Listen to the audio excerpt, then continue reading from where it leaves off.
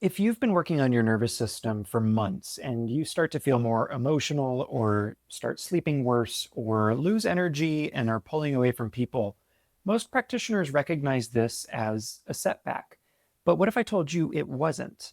From a systems perspective, these signals may be exactly what a nervous system looks like when it crosses a threshold into healing. I'm Dr. Kenny, IFM certified functional medicine practitioner, and I map out these kinds of repatterning experiences in practice every week. You can't separate the mental, the emotional, and the physical or chemical.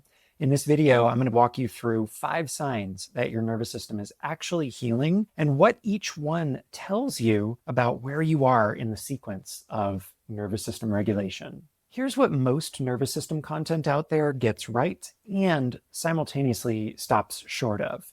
It tells you that healing isn't linear, and by all means, that's correct. It tells you that you need to trust the process, or that what you are feeling in terms of maybe negative side effects is normal. And there's something to that, but it leaves you in the exact same place where you started oftentimes on this nervous system healing journey. Uncertain, tracking your symptoms to look for evidence about whether or not you're improving, with no way to tell the difference between a meaningful signal and an actual setback. That is the gap that I want to draw some attention to and hopefully start to close with you today. Because in my clinical work, the moment that everything changes for a patient is not when they're just simply and superficially reassured. It's when they understand the pattern and the signals that are going on, whether they're doing nervous system work or physical, immune, hormone, gut systems work. When they can look at what's happening inside their body and say, that's not random, that's a signal, I can hear it, and I know what it's telling me and what to do next. We're going to go through the 5 signs that are measurable, that have a mechanism that we can explain and measure, and that consistently appear when the autonomic nervous system, or that part of the nervous system that runs below your conscious control, it's the one you never have to think about, when it's crossing from chronic high load into a genuine recalibration and healing. This first symptom or signal tends to derail many people, especially when they first experience it. Sign number 1 is emotional flooding. And I want to be precise about what I mean here about emotional flooding. We're not talking about distress. We're not talking about an emotional breakdown. What I mean is that emotions that have not been available to you, grief, anger, tenderness even, longing, begin surfacing often at moments that do not seem proportionate to the trigger that started them. Here's what's actually happening in your nervous system. A nervous system that's been running in chronic sympathetic activation, that high alert, survival-oriented branch of the autonomic nervous system, has a limited capacity for emotional processing. Think about it. You want to run away from the tiger. You don't need to emotionally process the fact that tiger is there. The system, your body as an integrated whole, is using its resources to manage what it perceives as an ongoing threat. Emotion in that context gets deprioritized, not suppressed in a psychological sense necessarily, but suppressed in a neuro and biological or physical and chemical one. The bandwidth just isn't there. When the system begins to shift out of that state, that suppression slowly lifts. And what you experience is not necessarily a new problem, but rather access to emotions that have been waiting or living under the surface for a longer period of time. So the clinical question that surfaces for me when someone's experiencing what looks like emotional flooding isn't, why is this person suddenly emotional when we've been doing all this work? It's more, what does it mean when these emotions were not there before, and what do we do with them now?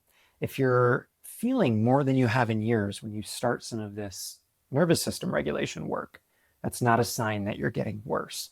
It may be a sign that your system is getting more sensitive and it's getting more real. Sign number 2 affects your energy systems. And this is a shift that most people describe as crashing.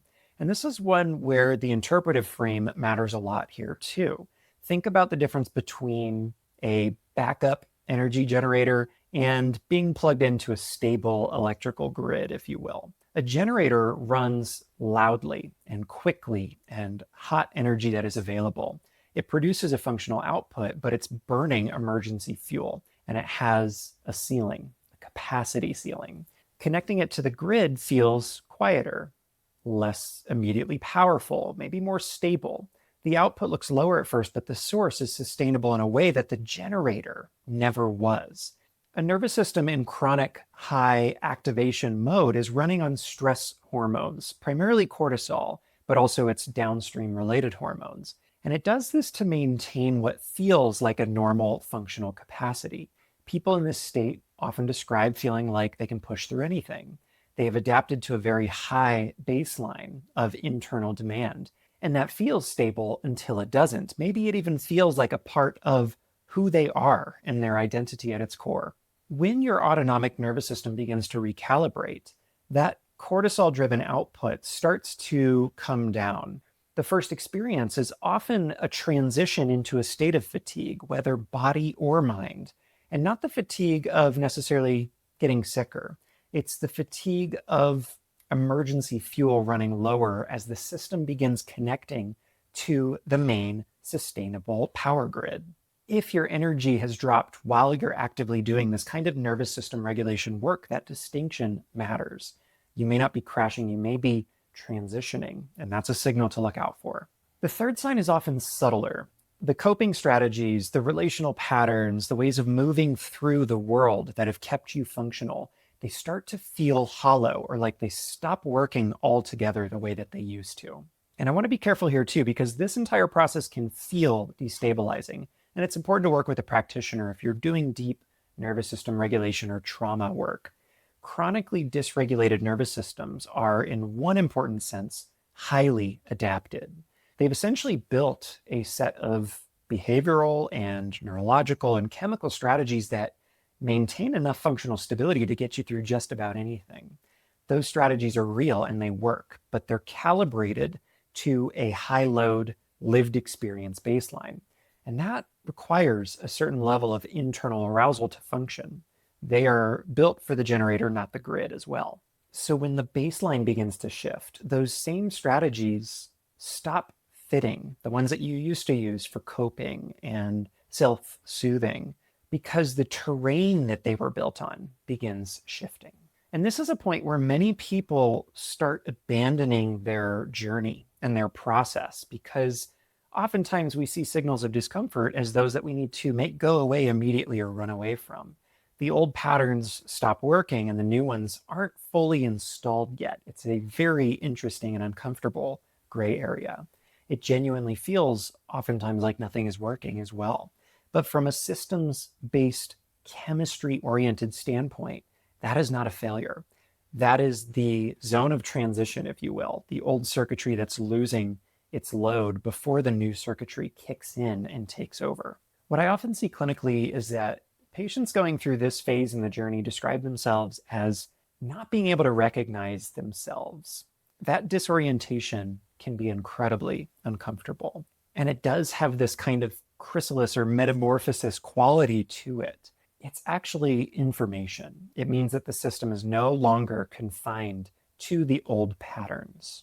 Sign number 4 is when we start to cross into the somatic or body-oriented territory, and where most content leaves the viewer with a list of things to accept about the possibility of doing nervous system regulation healing, rather than a frame that helps make sense of why these things occur. For this one, I want to use the analogy of an earthquake. Think about the landscape that's actually happening. At the surface level, of course, there is destruction, right? And this is part of what the dying of the old self feels like and looks like in many ways.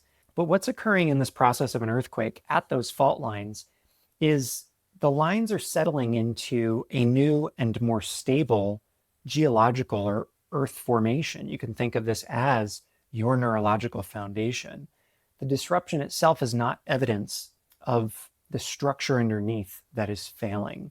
The disruption is definitely the mechanism of that reorganization that's happening. So things like sleep changes, digestive shifts, menstrual cycle disruptions, appetite fluctuations, these are not separate chemical experiences that need their own explanation. When they appear simultaneously or alongside this kind of nervous system work, They are just manifestations of the nervous system in the grand scheme of things. And your old compensatory and regulatory patterns dissolving away as this new baseline capacity begins to establish itself, just like the new plate formation in an earthquake. These body systems are deeply ingrained with the autonomic nervous system that we talked about, the one that's not under conscious control. They do not reorganize independently of one another either. When we think of symptoms or body functions as just expressions of your larger nervous system, that concept starts to make a lot more sense, and symptoms stop looking completely separate. In fact, research on traumatic stress and the circadian rhythm system found that sleep disruption, hormonal dysregulation, and this autonomic nervous system instability are not random side effects of this kind of work. They are deeply interconnected signals to your system's core regulatory architecture when it comes to doing any kind of work that reorganizes this deeply connected network. And by the way, if you're one who likes to look at the research, I've put together for today a free research summary that's in the pinned comment and the description below. It goes into the sources that I used for this particular video and breaks down what it might mean practically for your situation as well. So check that out. There's also a term in the research literature for what accumulates in a dysregulated nervous system over time. And we call it stress colloquially in our society, but the total body burden of stress actually has a name in physiology and in chemistry. And it's what researchers call allostatic load. Think of it as the running tab of your body, and it's been keeping it based on all the different inputs that activate stress chemistry. And what surprises many people is we're not just talking about emotionally perceived stress, which we have a tendency in our society to stuff away as much as possible, but rather things that activate stress chemistry more broadly. And it's important to note that the evidence does not support a single predictable healing trajectory for every person. How each individual person responds to their cumulative burden of stress varies substantially, and it's based on their lived experiences. It's shaped by our perceptions, by our coping resources, and by our individual lived history, from financial factors to religious factors, geopolitical factors, and beyond. So comparing your timeline or your set of tools to someone else's, or what you've been told to expect along this healing journey, is really not a useful metric, and I stand by that. It may actually be working against you when we start to add that hidden stressor of comparison. The fifth and final sign that I want to spend a moment on as well gets us into the objective data realm, and it reframes the entire goal of nervous system work in a way that most people have not been given, and it's really easy to clue into as well.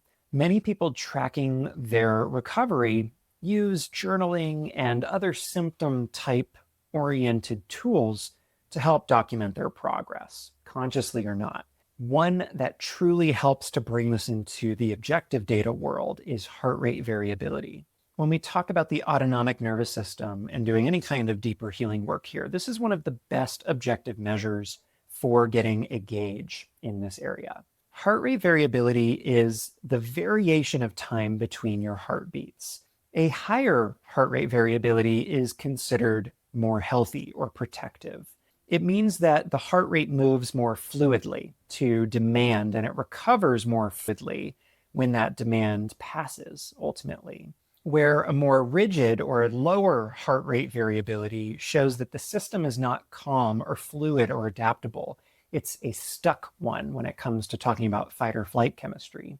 And studies that are tracking HRV after significant trauma or autonomic nervous system disruption found that reduced variability is associated with poorer health outcomes across the board, while improving your variability or increasing the HRV, your system's capacity tends to move and adapt more efficiently.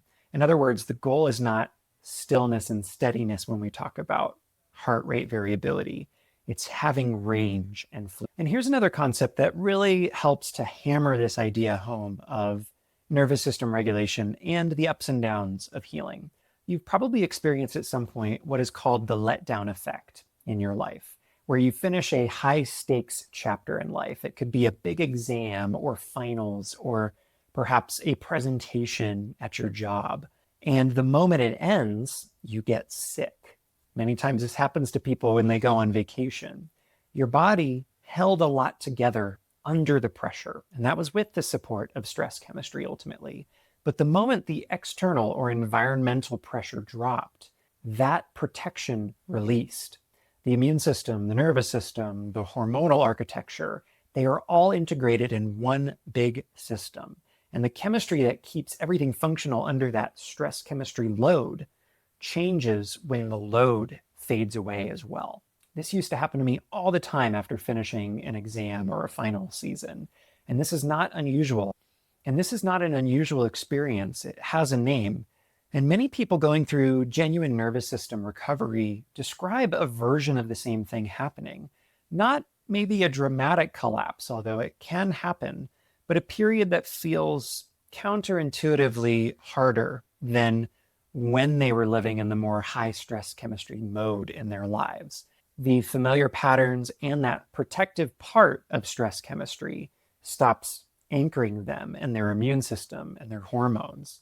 And the practitioner that they're working with, if they don't have the right frame, tells them to go back to managing symptoms rather than doing the deeper trauma work. And I'm curious, have you ever had a moment like this where you stopped doing something that was hard or challenging or nervous system work, for instance, and then you felt worse than you did going into it? Drop that in the comments below. I think it will help people see their story in your own. I've definitely experienced it myself. Here's why understanding these signals of nervous system regulation work really matter. It's not necessarily what signals come up for you, because they are highly variable and very deeply individual and personal, but rather what do you do with those signals that matters. Because one person who interprets the emotional flooding or perhaps the sleep regression as something that's gone wrong may immediately reach for a suppression, a medication, a supplement, or a reason to stop doing the work altogether. Whereas somebody who understands that these signals may come up, you might have different tools and different levels of understanding to know what to do with those signals. And if what we've covered today resonates with you and you appreciate this particular mental, emotional conversation in the functional medicine space, and you'd like my eyes on your specific case, the next step is to watch the free training that prepares you to book a health mystery map call. And it gives you a clearer picture of whether what I do and my biopsychosocial systems approach fits where you are in your healing journey. And if this autonomic nervous system and stress chemistry conversation has kind of piqued your interest, the next question becomes, what's actually driving the load, this allostatic load or body burden of stress in the first place? Because sometimes the answer is not obvious. It can be hidden. And this video over here goes over my 12 hidden stressors that most of us just don't think about as a normal part of life. Check that one out if you're curious. I'm Dr. Kenny, Root Cause Health Detective. Thank you for watching, and I'll see you in the next video.